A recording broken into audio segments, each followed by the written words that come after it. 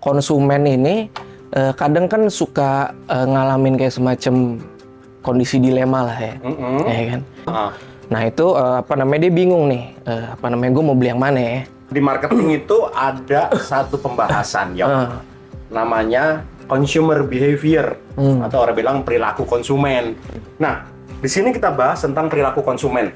Tadi ya udah ngomong sedikit tentang karena emang perilaku konsumen beda-beda satu dengan yang lain. Satu satu segmen market dengan segmen market yang lain beda-beda. Nah,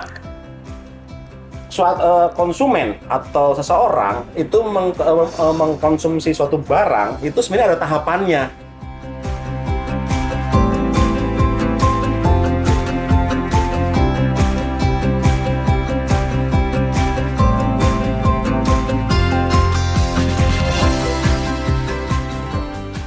Yo sehat.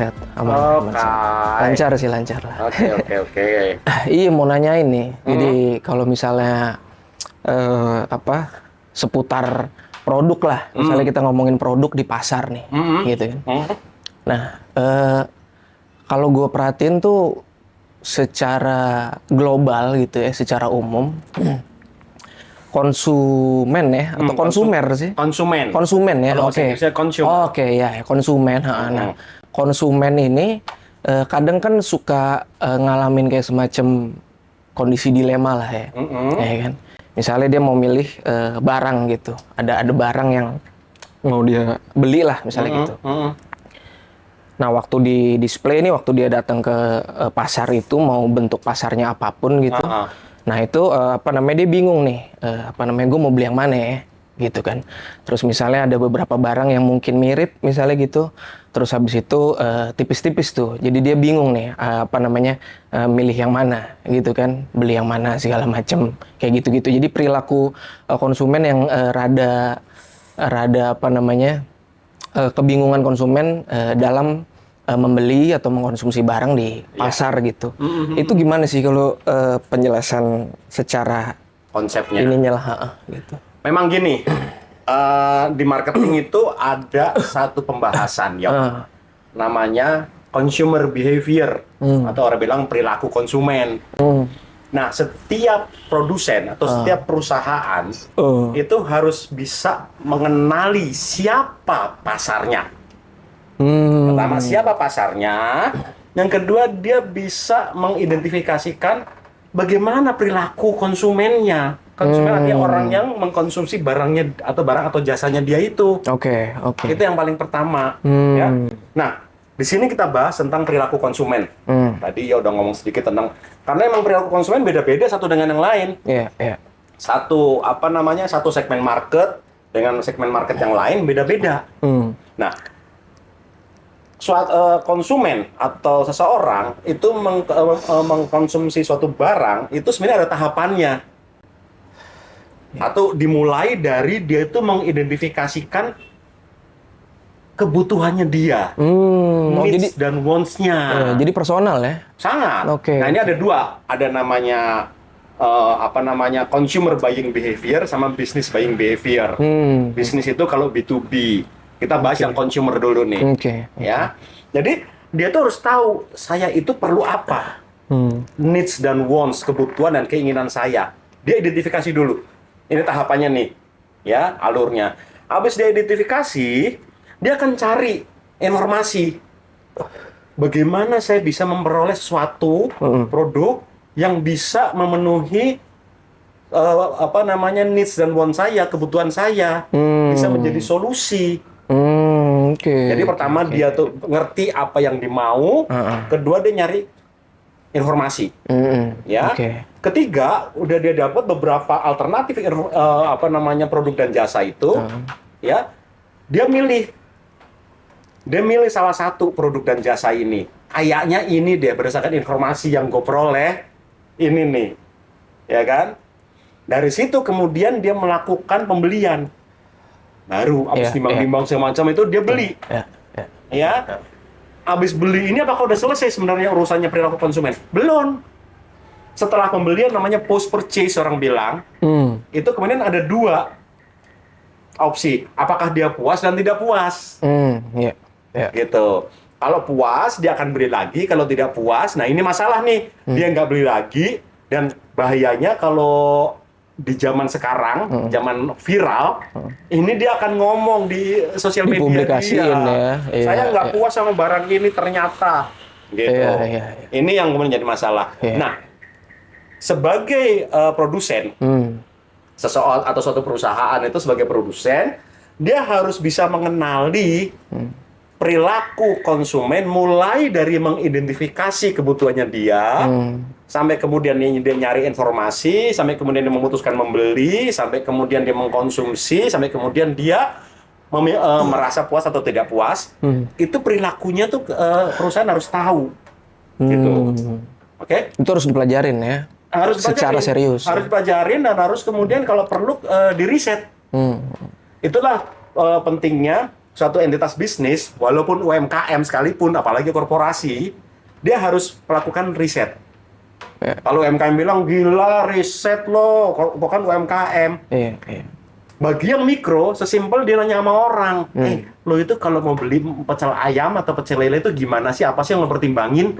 Itu pun sebenarnya cara riset. Iya. Gue sukanya lelenya kering, Yeah. gue sukanya sambelnya tomatnya banyak. Nah, itu perilaku konsumen. Itu yang harus dipelajari oleh si produsen. Kira-kira kayak gitu, ya. Jadi itu harus disiapin dalam bentuk apa tuh? Nah. Kira-kira dari yang ringan sampai yang beratnya, gitu.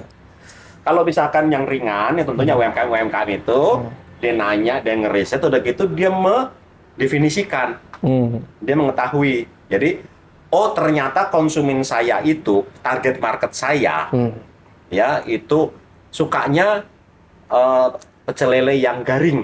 Berarti wawancara ya, pertama ya. Karena kalau UMKM mah risetnya simpel-simpel aja kan, gitu nggak mungkin ya bikin. Kalau korporasi tentu risetnya pakai survei mangkil lah, pakai Google Google Form lah dan lain-lain. Atau kemudian malah dia wawancara langsung, gitu. Iya. Oke, berarti dimulai dari wawancara gitu kan, maksudnya. Jadi secara data tuh harus bentuknya apa tuh, dari yang paling simpel sampai yang paling informasi aja buat dia. Informasi ya, kumpulan informasi berarti. Kumpulan informasi, gitu. Nah pertanyaannya ialah kemudian apa sih yang mempengaruhi perilaku konsumen? Kan nanya seperti itu kemudian betul. Kan. Apa yang mempengaruhi perilaku konsumen? Ada dua, ada internal dan eksternal. Yeah. Ya, yang internal itu apa biasanya? Yang internal tuh ialah tingkat pendidikan dia. Ya, terus kemudian keluarganya dia, ya kan, ya terus kemudian pengalamannya dia, ya, yang eksternal apa misalkan peer group gengnya dia, ya, pengaruh tuh ya, lo punya temen, lo punya geng, itu sukanya lele yang garing, pasti terpengaruh. Iya, atau paling nggak nyoba beberapa kali. Terus kemudian yang kedua apa misalkan? Suku kadang-kadang juga berpengaruh, ya. Terus kemudian yang ketiga lingkungan juga pengaruh, ya. Jadi ada yang internal, ada yang eksternal. Semua hal yang mempengaruhi persepsi, yang mempengaruhi pola pikir dia, itulah yang akan menjadikan dia punya yang namanya self concept, konsep tentang dirinya. Ya. Dari konsep tentang dirinya itu kemudian dia akan keluar dengan berbagai macam perilaku atau tindakan pada saat dia mengkonsumsi produk dan jasa atau dia milih sesuatu itu, gitu. Jadi nggak ujuk-ujuk seseorang itu sukanya merek A daripada merek B, nggak ujuk-ujuk. Ya itu semua berpengaruh ya. Boleh jadi kemudian kenapa gue milih produk kacang merek A? Karena kebiasaan dari orang tua gua, dari kecil gua ngelihat bapak gua itu makan kacang itu. Nah itu masuk dalam itu.